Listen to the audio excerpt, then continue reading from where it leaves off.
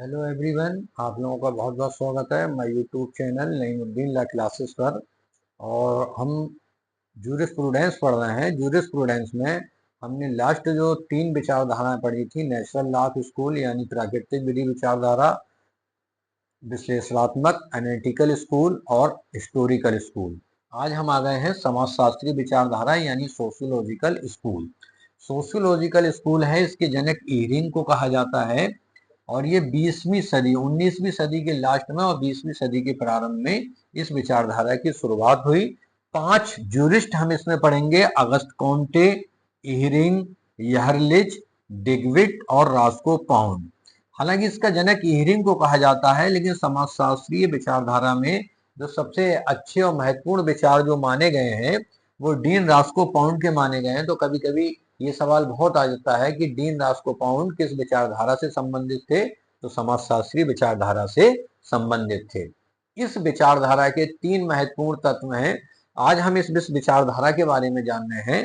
इसके एक तो यह है कि विधि एक सामाजिक परिदृश्य है। दूसरा, विधिक संकल्पनाओं का विश्लेषण क्रियाशील विधि यानी लाइन एक्शन की आंशिक व्याख्या करता है। सामाजिक नियंत्रण के अनेक तरीकों में विधि मात्र एक तरीका है, यानी ये विधि को एक सामाजिक नियंत्रण का तरीका मानते हैं। और इसकी कुछ विशेषताएं हैं जो मैं आपको बताऊंगा। ये विशेषताएं बहुत महत्वपूर्ण हैं, इनको आपको याद रखना है। जैसे इसकी ये हुआ ये कि 20वीं शताब्दी की विधि संबंधी प्रमुख विचारधाराओं की एक समान विशेषता रही है कि उन्होंने विधि का अध्ययन समाज के संदर्भ यानी law in relation to society में किया है।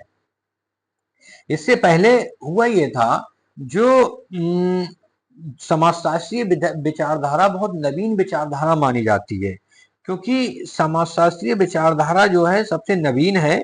और ये जॉन ऑस्टिन का जो अधिरचनावाद था और सैविग्नी का ऐतिहासिक निराशावादी, इन दोनों को इसने समाप्त कर दिया।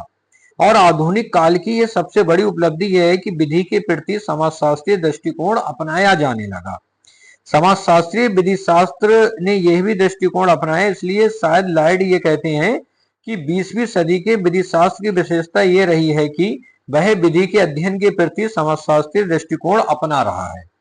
वे कहते हैं कि यह आश्चर्य में डालने वाली बात नहीं है, क्योंकि इस सदी में सामाजिक विज्ञान ने उसी तरह प्रभावित किया है जिस तरह से आरंभिक काल में धर्म ने किया था।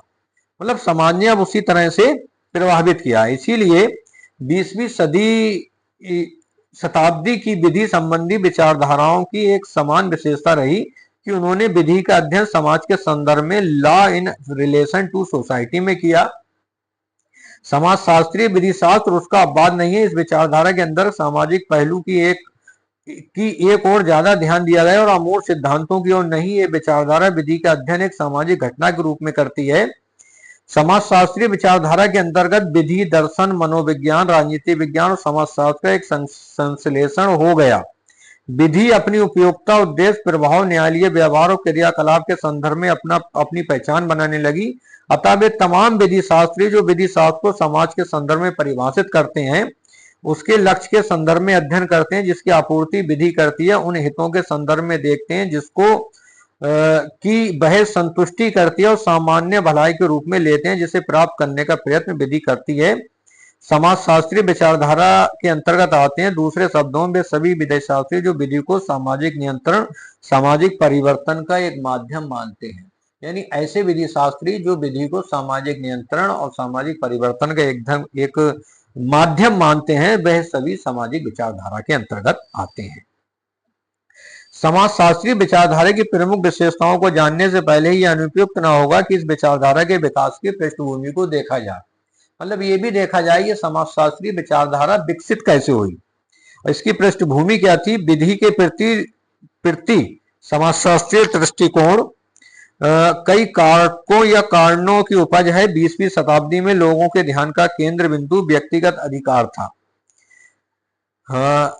व्यक्तिगत अधिकार की अपेक्षा फिर 20वीं सदी से पहले क्या था, जो केंद्र बिंदु था वो व्यक्ति था।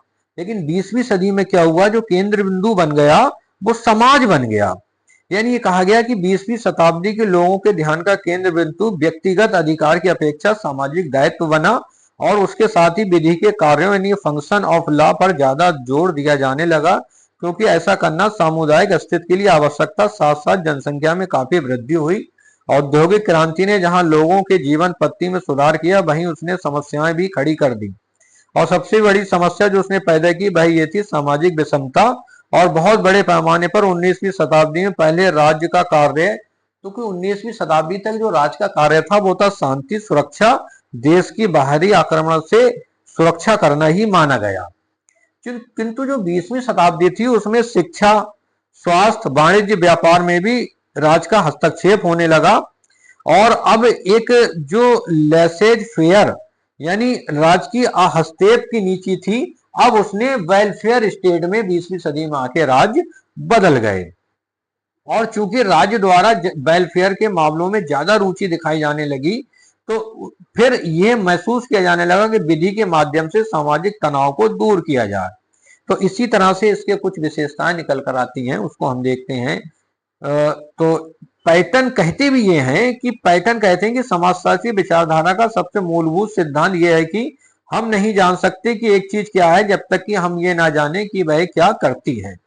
तो ये कुछ इसकी विशेषताएं हैं जो मैं आपको समझा रहा हूं, इनको ध्यान रखना। नंबर 1 है कि विधि का विकास न्यायाधीशों और संसद दोनों के द्वारा इस तरह किया जाना चाहिए कि परिवर्तन सामाजिक आवश्यकता को पूरा करे। जो परिवर्तन है वो सामाजिक आवश्यकता को पूरा करे। दूसरा यह समाजशास्त्री विचारक राज्य की भूमिका को सकारात्मक तत्व के रूप में स्वीकार करते हैं। तीसरा यह समाजशास्त्री विचारक विधि को सामाजिक संस्था मानते हैं। चौथा यह विधि की प्राधिकारिता के लिए हितों का संरक्षण आवश्यक है। तो ये इसकी कुछ विशेषताएं थी समाजशास्त्री विधि विचारधारा की। अब हम इनको और डीपली जब हम एक एक इसके ये जो 5 थिंकर हैं इनको पढ़ेंगे तो इसमें जान लेंगे। अगर कोई समाजशास्त्रीय विचारधारा से आपके मन में कोई प्रश्न है तो कमेंट बॉक्स में आप जरूर पूछिए। धन्यवाद।